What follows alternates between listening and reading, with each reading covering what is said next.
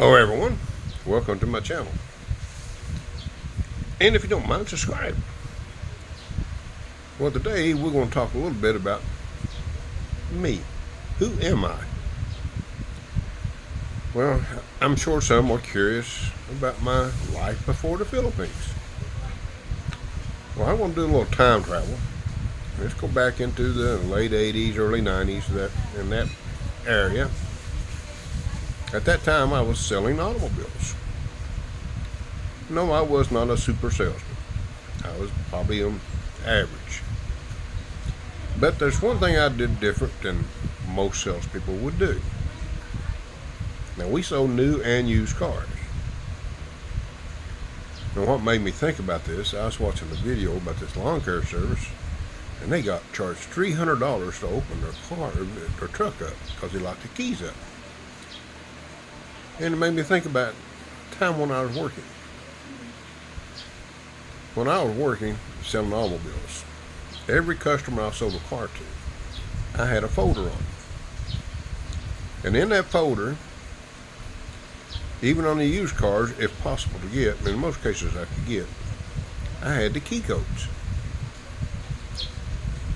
And I'd write those key codes on the back of a business card and give it to the customer once the sale was finalized. And I would tell them, if you ever lock your keys up, and if I can get to you, I'll unlock your door. You don't have to call a locksmith. I'll come personally. Well, I did that on a number of occasions. And those people were very grateful. And I never charged the first time. Now, there's a few other things I did too, up on making those folders. I had a Rolodex just for birthdays.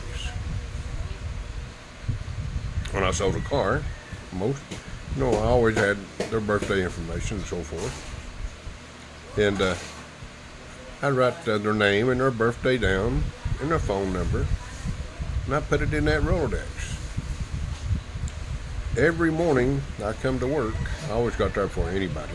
I'd open the dealership up, and I would, first thing I would do, I'd go to that Rolodex, and I'd see if it's somebody's birthday. And I also made a notation, because I always ask my customers, what would be a good time to call if I just wanted to call? I said, when are you most likely could I get a hold of you? What time of day? And they all tell me, and I'd make that notation too. I'd put that on their purchase order, and then I'd transfer it over to my Rolodex. So I would do that. And I always tried my best to stay in contact with my customers in some form or fashion. If I see one of my customers come in for service at the dealership, I'd always talk to them and see how they were satisfied with their vehicle and things of that nature. Now, every car I sold, upon delivery of the vehicle, before I would present the keys to them, and after they'd done all the final paperwork, I'll go with them and review the car. I'll open the trunk up, show them where the spare is, what tools were available, if they needed to change a tire, and so forth. And if they had those temporary tires, which most of them did, I told them, I said, now these are not designed for highway speed or long time running. You need to get your tire fixed as soon as possible. I said, these are only designed in most cases to between 45 and 50 mile an hour top speed. And I said, the reason for this, if you notice, that tire is a lot smaller and it turns faster. And I go over that. Then I go through the hood and I raise the hood up, and I said, I'm sure you're not mechanically inclined, but it's not that hard to look at a vehicle and make sure everything is there. I'd point out things, the radiator, the coolant level in the reservoir. I said, these things you can just actually see. You don't have to do nothing. The brake fluid, most of the brake fluid were visible also. I said, all you got to do, if you can't see it, I said, just take your hand and tap on it a little bit, see if you can make the fluid vibrate, and you see how much is in it. little pointers like that, and I'd pull the dipstick out. I said, now, uh, if you've driven a lot of miles, it'd be nice to pull this dipstick out. And I pull it out, and I always kept tissue in my pocket, and I'd wipe the dipstick off, put it back in, and pull it back out, and then I'd show them the marks on the dipstick. And I'd show them the safe levels. And also, I'd wipe it with that tissue again, and I'd show them the color of the fluid. I said, now, if this color is black, and it feels grainy, it's time for an oil change. Things of that nature. I'd go over the vehicle. Then when I get inside the vehicle, since if it's a brand new vehicle, a lot of features they was not used to. I'd go over it with them, the air conditioning, the heat and cooling settings, and delay wipers, the tilt wheel, things of that nature. And the biggest thing I would make sure I would focus on, say, now this is a fuel injected car. You need to turn the key on, listen. You'll hear the fuel pump. And I demonstrated. And I said, when that fuel pump stops, you can crank it. I said, now if you crank it beforehand, you're going to do extra cranking, extra wear on your starter. I said, that's not necessary. If you give that pump time to build its pressure up, turn that key and start. And I said, don't pedal the gas. Don't touch it. Just start it. Now your engine has started. I said, it's not that hard to wait 10 or 15 seconds before you actually drive away. And if it's really cold, I recommend a few minutes. Give it time to get some temperature build up, and that way your car will perform better. I said it's got two modes of running. It's got a cold mode and a warm mode, operating temperature. And it's always better when it's at operating temperature. And I'd go over all this with every customer. I took my time out to do this. And I said, now there's one more important thing before I give you these keys. I'd point at the fuel gauge. And it was always full because I always fill them up personally. And I said, you see that fuel gauge?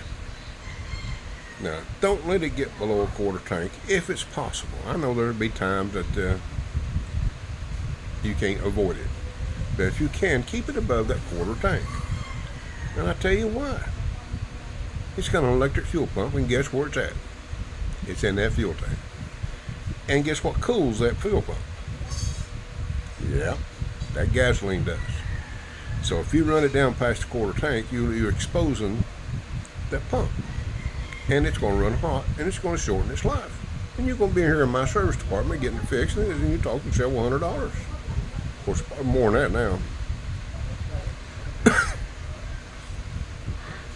And I do that with every customer. Even on used vehicles, I would do this procedure. Because most used vehicles to those people are new. And I never sold a used vehicle that I haven't driven personally. And what I mean by personally, I live 32 miles from the dealership. So a round trip was 64 miles. You know, in most cases, if it's got a problem, you'll know it in 64 miles, especially the terrain I had to drive on. I had two mountains I crossed, and it would put a car through its paces. So I would know if it had any issues, brakes, engine, transmission, wheel bearings, or anything like that. I would know. I would not sell a used vehicle that I hadn't driven personally home and back, at least once. Now, sometimes I would drive a vehicle several times, just to make sure it was a sellable vehicle and dependable. I could have drove a new car every day. I was assigned a new demo, but I rarely drove it because we had used vehicles, and I want to make sure I was selling a vehicle that was dependable and so forth.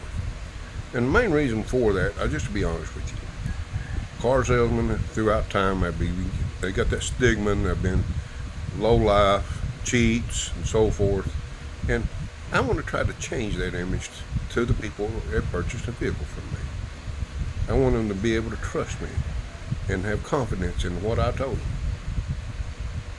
And it paid off for me because I had repeat customers a lot more than the other salespeople in the dealership. They would call me up personally, or they'd recommend friends, family, whatever, and they'd tell me, so-and-so said, I better come talk to you if I want to get a good deal and get a safe vehicle. And you know how much I appreciate that. But that gives you an idea of who am I.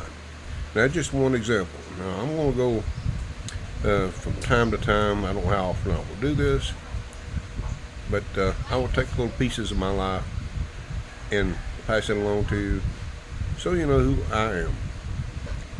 Hopefully this is something to make you feel good about watching my videos, and you subscribe.